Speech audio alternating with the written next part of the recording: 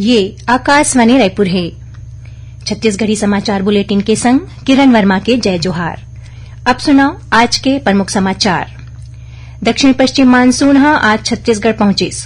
मौसम विभाग अवैया 72 घंटा बर प्रदेश के कुछ एक जगह मन बर रेड, ऑरेंज और येलो अलर्ट जारी करिस।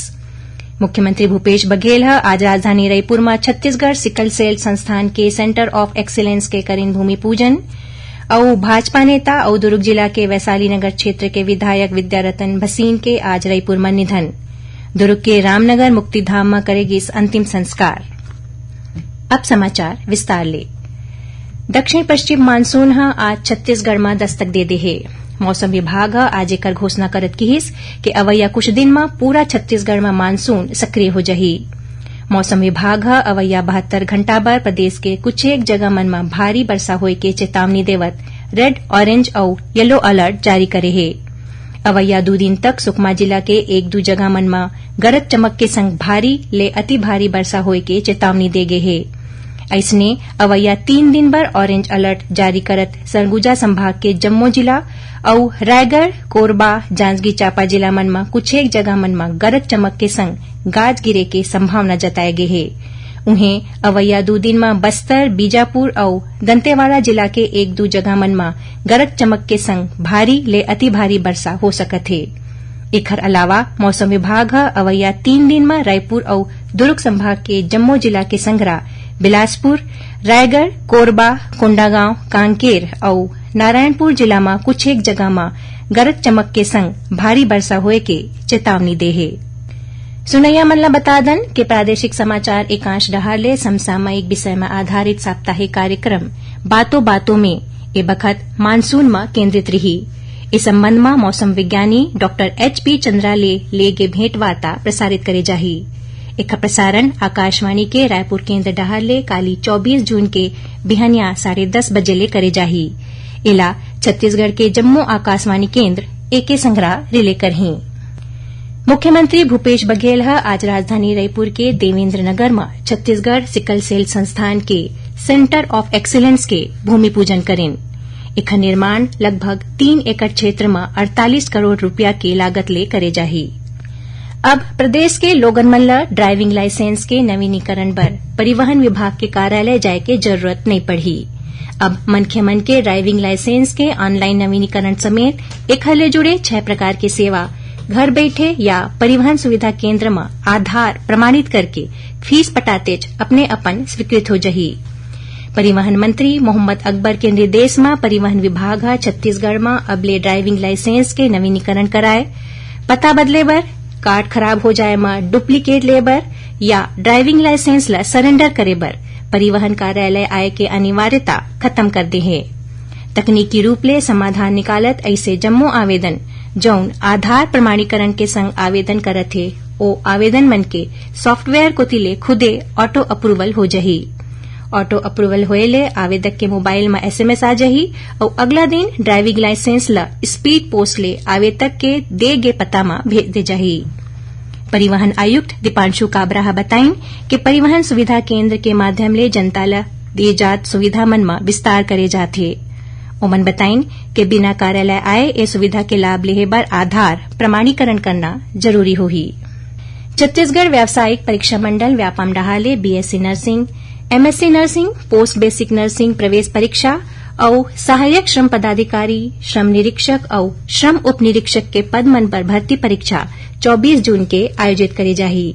उन्हें PET और PPHT प्रवेश परीक्षा 25 जून के 2 पाली में ले जाही। प्रवेश और भर्ती परीक्षा मन के प्रवेश पत्र विभागीय वेबसाइट में अपलोड कर दे गए है।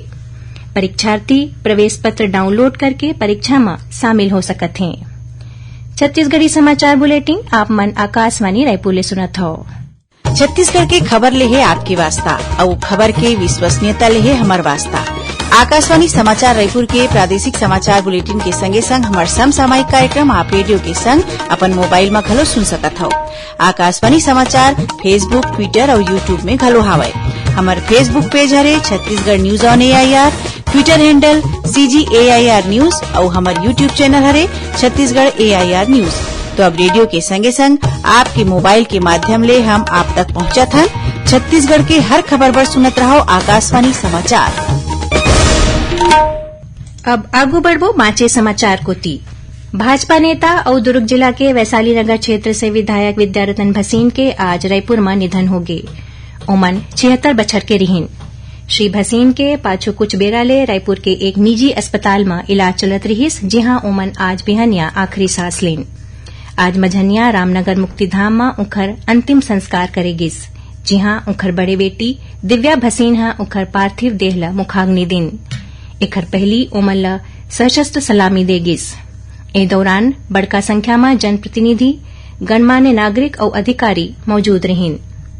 राज्यपाल विश्वभूषण हरिचंदन, मुख्यमंत्री भूपेश बघेल, विधानसभा अध्यक्ष डॉ चरणदास महंत, प्रदेश भाजपा अध्यक्ष अरुण साव और भाजपा के राष्ट्रीय उपाध्यक्ष और प्रदेश के पूर्व मुख्यमंत्री डॉ रमन सिंह विद्यारतन भसीन के निधन में शोक व्यक्त करीन हैं।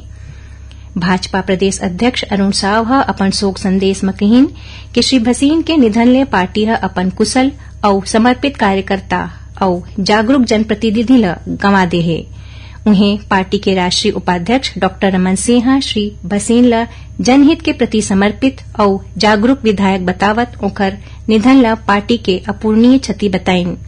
नेता प्रतिपक्ष नारायण चंदेल अपन संदेश में कहिन कि सदन में एक मुखर विधायक के कमी हम सब ल अनुभव होही। ओती श्री भसीन के निधन के बाद भारतीय जनता पार्टी आज अवैया दुर्ग संभाग के जम्मू कार्यक्रम रद्द कर दे है। बता दन कि विधायक विद्यारतन भसीन वर्तमान विधानसभा में भिलाई के वैशाली नगर क्षेत्र ले दूसर गांव विधायक चुने गए रहिन। एखर पहली ओमन भिलाई के महापौर घलो रह चुके हैं। बलरामपुर रामानुजगंज जिला के ग्राम कनकपुर के जंगल में काली हाथी मन के कुचले ले एक चरवाहा के मौत हो गई। घटना के सूचना मिले के बाद वन विभाग की टीम विधायक बृहस्पति सिंह और स्थानीय ग्रामीण मन के संग कनकपुर पहुंचिस। देर रात तक जंगल में शव खोजे के प्रयास करेगी, फिर पता नहीं चलिस। आज स्थानीय लोगन मन फिर बिहनिया मृतक के शव खोजना शुरू करेन। जंगल में 3 किलोमीटर अंदर मृतक के शव बरामद करेगिस। वन विभाग और पुलिस शव पोस्टमार्टम पर सामुदायिक स्वास्थ्य केंद्र रामानुजगंज भेज दे है। वन विभाग की टीम हाथी मन ऊपर नजर बना के रखे है। संग्रह लोगन मन हाथी ले दूर रह के अपील करे जाथे। राजस्व संबंधी मामला मन के निराकरण पर रायपुर जिला के जम्मू तहसील मन में विशेष शिविर लगाए जाही। पहली शिविर काली 24 जून के धरसीमा में हुई। उन्हें 30 जून के मंदिर हसौद में और 6 जुलाई के आरंग में अगला शिविर आयोजित करे जाही। एखर बाद अभनपुर, खरोरा और गोबरा नवापारा में घलो राजस्व शिविर लगाए जाही। ए शिविर मन में नामांकन, खाता विभाजन, सीमांकन, किसान किताब और जाति प्रमाण पत्र के अलावा आय प्रमाण पत्र और दूसर प्रकरण मन के निराकरण करे जाही। और अब थोड़कुन समाचार सार में। रायपुर संभाग आयुक्त डॉ संजय अलंगा अधिकारी मन के बैठका लेके अवैया विधानसभा निर्वाचन पर रायपुर जिला में करे जा तैयारी के समीक्षा करेन। स्कूल शिक्षा सचिव डॉ एस भारतीदासन ने कहिन कि शिक्षक लइका मन ल अपन कैरियर के चुनाव पर उखर रुचि ल पहचाने और ओमन के मार्गदर्शन करे। डॉ भारतीदासन उजियारा कैरियर मार्गदर्शन और परामर्श कार्यक्रम के तहत राज्य ले चयनित मास्टर ट्रेनर के प्रशिक्षण कार्यक्रम ला संबोधित करत रहिन। और विश्व हिंदू परिषद के अखिल भारतीय केंद्रीय प्रबंध कार्य समिति के बैठका काली 24 और 25 जून के कमल विहार रायपुर में राखे जाही। आखिर में प्रमुख समाचार एक घाव फेर। दक्षिण पश्चिम मानसून आज छत्तीसगढ़ पहुंचिस। मौसम विभाग अवैया 72 घंटा पर प्रदेश के कुछ एक जगह मन पर रेड, ऑरेंज और येलो अलर्ट जारी करिस। मुख्यमंत्री भूपेश बघेल आज राजधानी रायपुर में छत्तीसगढ़ सिकल सेल संस्थान के सेंटर ऑफ एक्सीलेंस के करीन भूमि पूजन। और भाजपा नेता और दुर्ग जिला के वैशाली नगर क्षेत्र के विधायक विद्यारतन भसीन के आज रायपुर में निधन। दुर्ग के रामनगर मुक्तिधाम में करेगी अंतिम संस्कार। एकरे संग छत्तीसगढ़ी समाचार बुलेटिन इहे सिरावत है। जय जोहार।